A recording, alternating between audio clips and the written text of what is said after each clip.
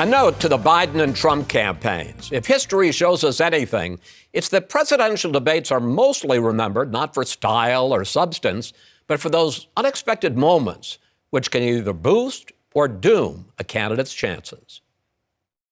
Since the first televised presidential debate in 1960, the candidates need no introduction. We've witnessed decisive political showdowns, full of pivotal moments and sometimes self-inflicted wounds, like Richard Nixon appearing sweaty and oddly passive against a more confident John F. Kennedy. Mr. Nixon, would you like to comment on that statement? I have no comment. Or Ronald Reagan flipping his age issue against Walter Mondale with this classic line. I am not going to exploit for political purposes my opponent's youth and inexperience.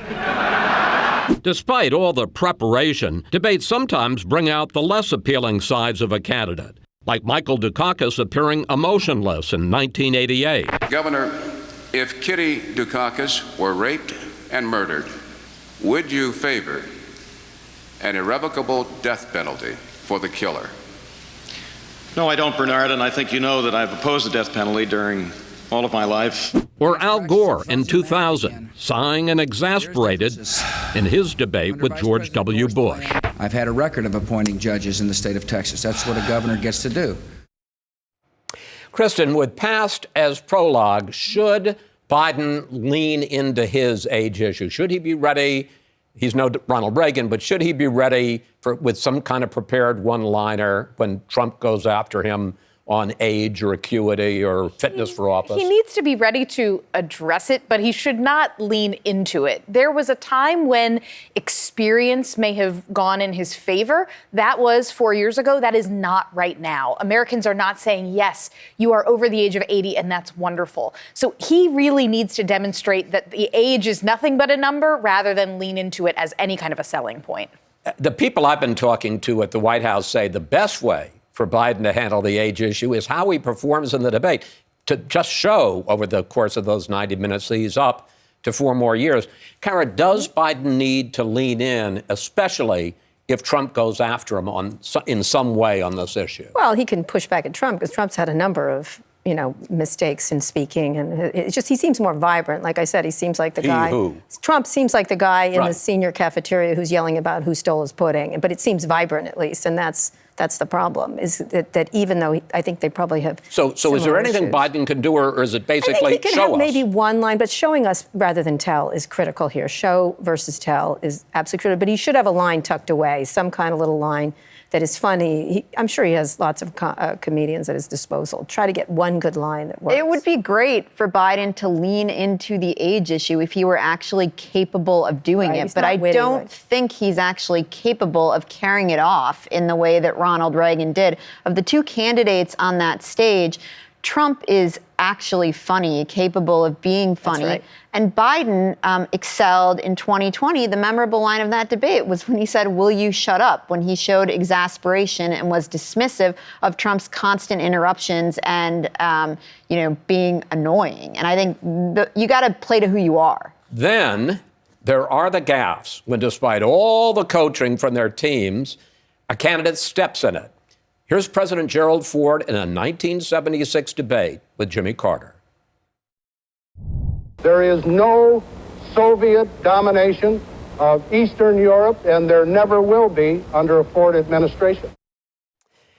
You know, I watched this, and then the reaction from the questioners. There was a team of questioners, and Max Frankel of the New York Times looked like he had just said the sky is falling. It was just utter disbelief. Nia, who do you think of these two, Biden and Trump, we'll leave Jerry Ford out of it, is more likely to have a bad moment? Listen, I think it's probably Trump, because Trump doesn't really know policy. He doesn't really know substance. He has these sort of broad takes on the world, broad takes on the economy. But when it comes to sort of history and even in some ways his own past and what he did in his own administration, he isn't well versed in that. So I think it's much more likely that he'll do it. Listen, I think they're both gaffe prone, but I think the more costly gaffe will likely come from Trump. Eliana, do you agree with that? I mean, both of these guys are fully capable of digging a hole for themselves. Who do you think is more likely to? I don't agree with that. I think Biden is more likely, and I assure you his team is the more nervous going into this debate of the two. he has been kept away. He's spending the weekend away. He had only a couple of public appearances this week. And it's what we've seen in his administration. I also think the format is going to greatly help Trump unintentionally. In 2020, when the mics were not muted, when the other candidate was talking, Trump was interrupting constantly. It was distracting. He looked annoying and seemed like a bully. Now they'll be muted, and I think that will accrue to Trump's benefit. I also think not having an audience will actually accrue to Trump's benefit in that he will not be playing to a crowd. So you're almost saying that all of these rules that have been set up are going to save him from himself? I think I kind of do. Interesting. I think he'll make a mistake. He can't help it. He was just in a room with a lot of CEOs, as you heard about, that they were. He met a bunch of CEOs who were somewhat positive to him. I've talked to a number of people there, and he blew it on every account with a lot of people because he couldn't move quickly, especially on policy. When they were asking about policy, and they didn't want jokes from him. I have one quick story to Sure. tell.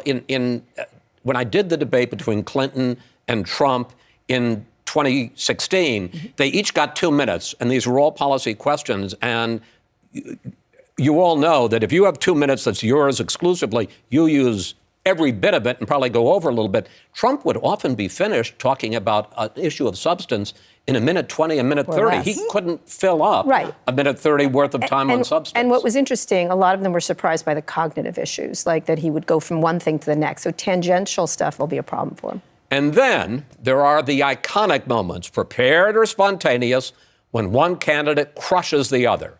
My favorite was the vice presidential debate in 1988 between Senators Dan Quayle and Lloyd Bentsen.